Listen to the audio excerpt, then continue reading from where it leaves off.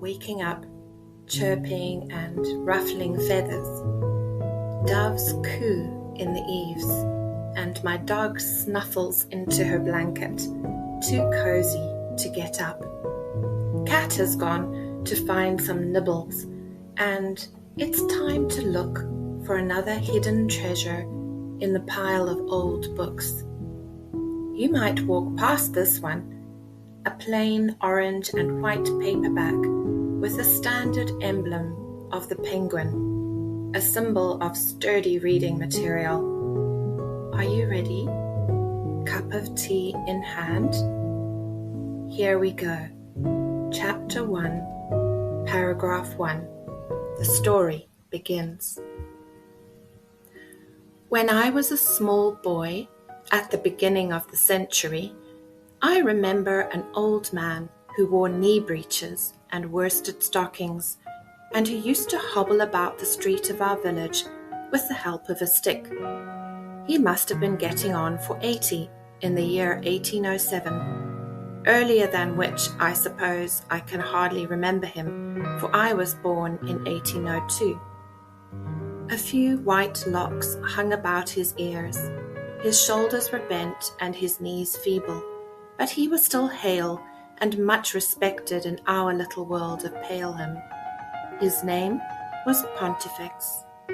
His wife was said to be his master.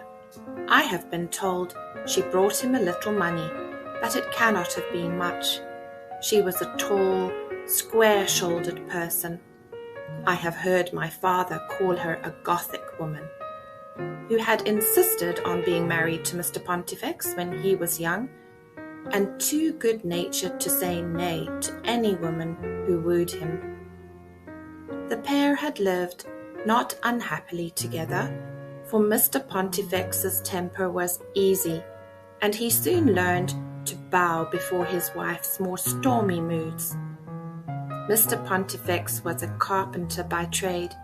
He was also at one time parish clerk.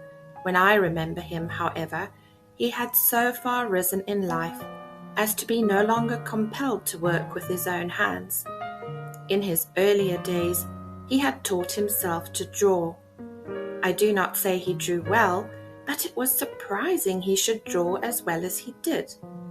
My father, who took the living of Paleham about the year 1797, became possessed of a good many of old Mr. Pontifex's drawings, which were always of local subjects, and so unaffectedly painstaking that they might have passed for the work of some good early master.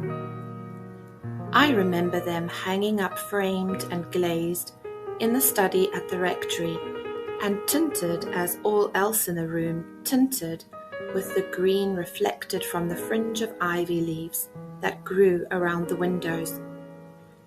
I wonder how they will eventually cease and come to an end as drawings, and into what new phases of being they will then enter.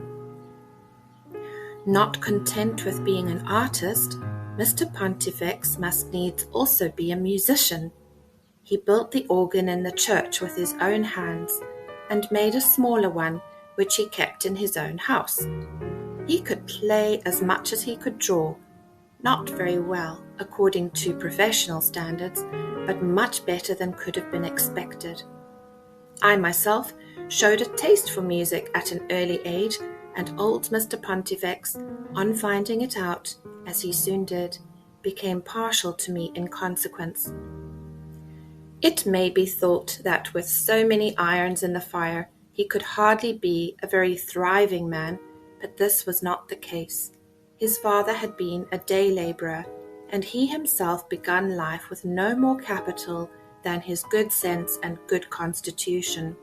Now, however, there was a goodly show of timber about his yard, and a look of solid comfort over his whole establishment.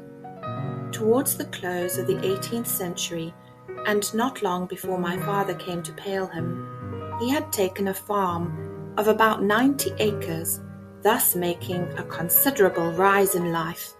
Along with the farm, there went an old-fashioned but comfortable house with a charming garden and an orchard.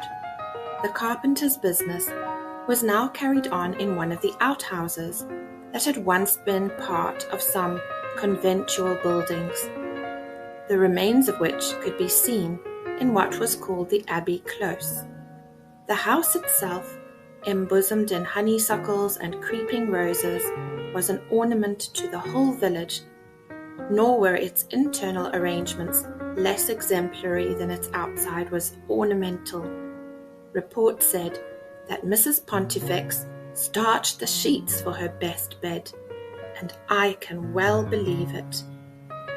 How well do I remember her parlour, half filled with the organ which her husband had built, and scented with a withered apple or two from the Pyrus japonica that grew outside the house, the picture of the prize ox over the chimney-piece, which Mr. Pontifex himself had painted, the transparency of the man coming to show light to a coach upon a snowy night, also by Mr. Pontifex, the little old man and little old woman who told the weather, the china shepherd and shepherdess, the jars of feathery flowing grasses, with a peacock's feather or two among them to set them off, and the china bowls full of dead rose leaves, dried with bay salt. All has long since vanished and become a memory, faded but still fragrant to myself. What do you think of the book so far? It is called The Way of All Flesh, written by Samuel Butler and published by Penguin. The writer has an understated humor which is very enjoyable, and there is a description of a sunset and Mr. Pontifex which is so touching it is a memorable reading moment. The story is loosely autobiographical and so forms a living testament of the time. Join me next time for another lucky dip into old books, where anything is possible and the characters are always surprising.